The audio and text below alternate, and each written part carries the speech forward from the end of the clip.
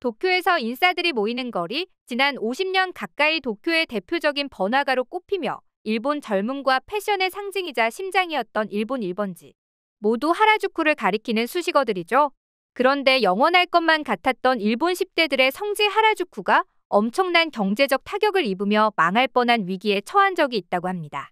그런데 그 중심에 놀랍게도 우리 한국이 거론됐다고 하는데요. 한류 열풍 때문에 다른 지역이 뜨고 하라주쿠가 쇠퇴하면서 패션 문화의 성지였던 이곳이 하루아침에 파리만 날리는 신세로 전락해버린 것이었죠. 이에 발등에 불이 떨어진 하라주쿠는 부랴부랴 상권을 한국 제품을 취급하는 가게들로 재무장하기 시작했는데요. 과연 그로부터 2년이 지난 지금 시점, 망해가던 하라주쿠엔 어떤 변화가 일어났을까요? 자세히 살펴보도록 하겠습니다. 코로나로 인해 외국인 관광객들로 붐볐던 명동이 하루아침에 직격탄을 맞으며 가게들이 폐업 수순을 맞았던 일 기억하시나요?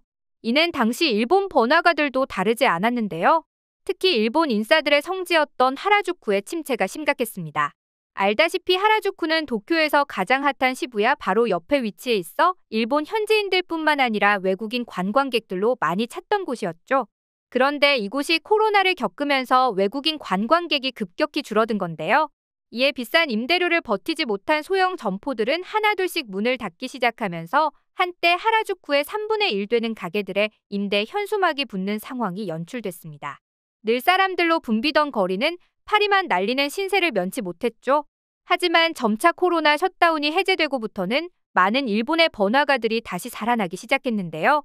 특히나 이전까지 크게 주목받지 않았던 시노쿠보가 갑자기 일본인들 사이에서 핫플로 떡상했습니다. 예전엔 주로 한인 교포나 일부 일본인들이 찾는 곳이었는데 갑자기 도쿄의 최대 번화가 중 하나로 떠오른 건데요. 이는 일본에서 4차 한류로 불릴 만큼 한국 드라마 및 K-팝의 폭발적인 인기를 끌면서 빚어진 현상이었습니다. 당시 2020년, 2021년쯤 코로나 셧다운으로 외출이 자제된 일본인들은 OTT 서비스를 통해 한국 드라마, 영화 등을 대거 접하기 시작했는데요. 이때 일본 대중들 사이에서 한류가 깊숙이 파고들면서 4차 한류를 폭발시켰다는 분석이죠. 무엇보다 이런 한류는 유튜브와 SNS를 만나 더욱 날개를 달았는데요. 실시간으로 한국 관련 콘텐츠를 접하면서 한류는 더욱 일본인들의 생활 전반으로 스며들었습니다. 3차, 4차 등 숫자는 더 이상 의미가 없을 만큼 한국 문화에 푹 빠져든 젊은이들이 속출했죠. 동시에 일본 10대, 20대들 사이에서는 한국의 모든 것을 체험해보고 싶다는 욕구가 생겨나기 시작했습니다. 하지만 한국에 가기 위해서는 비자가 필요했고 비용도 만만치 않았죠. 그래서 일본 젊은이들은 코리아타운이었던 시노쿠보에 방문해 조금이라도 한국의 분위기를 느끼고자 했는데요.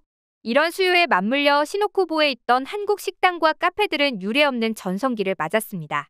간식도 떡볶이, 핫도그, 시범빵 등등 한국에선 널리고 널린 흔한 음식들이었지만 일본인들은 이를 맛보기 위해 2~3시간씩 줄을 서는 것도 마다하지 않았죠.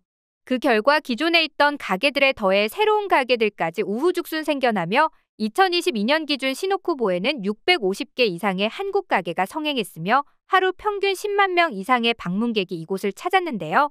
그런데 이런 상황에도 하라주쿠는 여전히 침체를 벗어나지 못했습니다. 원래 같으면 코로나 셧다운이 해제되면서 일본 번화가들이 점점 활기를 되찾아야 할 텐데 이런 극과 극 상황이 펼쳐진 이유 과연 뭘까요? 임대료가 너무 높다 보니 경영이 어려워진 탓도 있었지만 일본 젊은이들이 하라주쿠보다는 시노쿠보로 몰려갔기 때문이라는 분석이 지배적이었습니다. 즉, K-팝과 한국 드라마 등 일본 열도를 강타한 한류가 도쿄 최대 번화가 두 곳의 희비를 극명하게 갈라놓은 것인데요. 이에 발등에 불이 떨어진 하라주쿠는 시노쿠보에 대한 반격을 시작했습니다. 그 방법은 바로 한류의 인기에 편승해 한국 상품을 다루는 가게들을 속속 입점시키기 시작한 거죠. 그리고 불과 얼마 지나지 않아 실제로 효과가 나타났는데요. 너무 많은 인파로 붐비는 시노쿠보 말고 점점 하라주쿠도 일본 젊은이들 사이에서 입소문을 타면서 시노쿠보와 하라주쿠는 일본 한류 팬들을 두고 뜨거운 경쟁을 시작했습니다. 특히나 재미있는 현상은 하라주쿠는 원래 일본 패션의 중심지이자 홍대 같은 곳으로 이곳에 가면 각종 개성적인 아이템으로 무장한 현지인들의 패션을 볼 수 있는 것이 특징이었는데요. 오죽하면 1990년대 초반에는 일본 연예인들이 하라주쿠에 직접 운영하는 가게가 약 50여 곳에 달할 정도였습니다. 이후 하라주쿠는 젊은이들의 거리로 불리며 도쿄는 물론 일본 전역의 유행을 선도했죠. 그런데 지금 이런 하라주쿠의 제일 큰 쇼핑몰엔 한국 교복을 빌려주는 매장이 들어서서 엄청난 인기를 누리고 있는데요. 바로 대표 쇼핑타운 라포레에 생긴 한국 교복 대여점이 그 주인공입니다. 한국 10대 여성 아이돌이 등교할 때 입은 교복이 일본 SNS에서 화제가 되면서 지금도 많은 일본 여고생들이 이곳에 방문하고 있는 것으로 알려졌죠. 이들은 한국 교복을 입고 스티커 사진을 찍거나 하라주쿠를 돌아다니며 한국 여고생 코스프레에 푹 빠져 있는데요. 심지어 거리마다 한국에서 볼 수 있는 유명 옷가게가 들어섰고 이니스프리나 스타일란다, 에뛰드 등의 한국 화장품 가게들도 한 집 건너 찾아볼 수 있습니다. 원래 하라주쿠의 대표 이미지하면 갸루 패션과 더불어 과장스러운 패션이 가장 먼저 떠올랐는데 지금은 패션이나 메이크업 등이 전부 한국풍으로 바뀐 것이 신기하면서도 놀랍게 느껴지는 부분이죠. 한국 먹거리도 당연히 빠질 수 없습니다. 가마로 강정이나 종로 핫도그 같은 한국 음식을 파는 가게들도 하라주쿠의 즐비에 있는데요. 일본인들의 손에 들린 간식은 거의 대부분이 명동 회오리 감자, 치즈 핫도그, 닭강정과 같은 한국 먹거리들입니다. 재밌는 건 이런 한식들을 취급하는 매장이나 각종 패션 아이템을 판매하는 가게의 간판에 깨알같이 한국식이라 표기하고 있다는 점인데요. 이 모든 게 한국의 문화를 동경하고 한국 영화, 드라마의 장면에 등장하는 주인공들을 따라하고 싶은 일본인들의 심리가 작용한 결과라 볼 수 있습니다. 특히 이 하라주쿠 내에서도 연일긴 줄이 늘어서 오가는 사람들의 이목을 집중시키고 있는 곳이 있었으니 바로 한국 먹거리와 상품을 모아놓은 K타운이라는 곳이었는데요. 쉽게 말해 한국 음식점 푸드코트라고 할 수 있는 이곳엔 한국식 중화요리 음식점인 홍콩 반점, 김밥과 떡볶이, 쫄면 등 분식 메뉴를 판매하는 얌얌 김밥을 비롯해 뚱카롱과 같은 한국발 디저트 가게들이 입점해 폭발적인 인기를 얻고 있습니다. 100석을 넘는 푸드코트는 항상 만석이어서 그 규모가 비좁게 느껴질 정도로 방문객들로 북적이는 모습이죠. 이 중에서도 가장 인기 있는 음식은 단연 즉석 조리기구로 한국의 봉지라면을 끓여서 판매하는 한강라면인데요. 실제 이곳을 방문한 대학생 우에하라 씨는 친구들과 한강라면과 떡볶이를 나눠 먹으면 한국에 간 느낌이 든다고 인터뷰했습니다.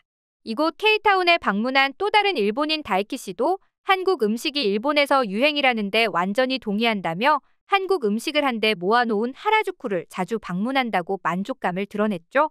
이례적인 현상에 현지 언론들도 이런 상황을 대서특필할 정도입니다. 일본 유명 매체 니칸 겐다이는 하라주쿠가 서서히 코리아타운화되고 있다며 시노쿠보에 몰리는 젊은이들을 탈환하기 위한 하라주쿠의 노력이라고 보도했죠.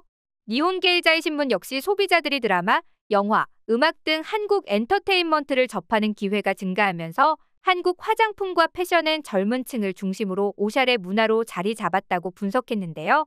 일본에서 한류의 중심지라 하면 가장 먼저 코리아타운인 시노쿠보를 먼저 떠올리기 마련이었으나 이제는 1020 세대 패션 문화의 중심지 하라주쿠까지 한국화되고 있는 현상이 놀랍기만 합니다. 꽁꽁 얼어붙은 한일 관계 속에서도 일본 내의 한류가 걷잡을 수 없이 퍼져나가고 있는 걸 보고 있으니 실로 그 영향력이 엄청나다는 생각이 드는데요. 앞으로도 한국 문화가 일본 전역은 물론 세계로 뻗어나가길 바라며 오늘 영상 마치겠습니다.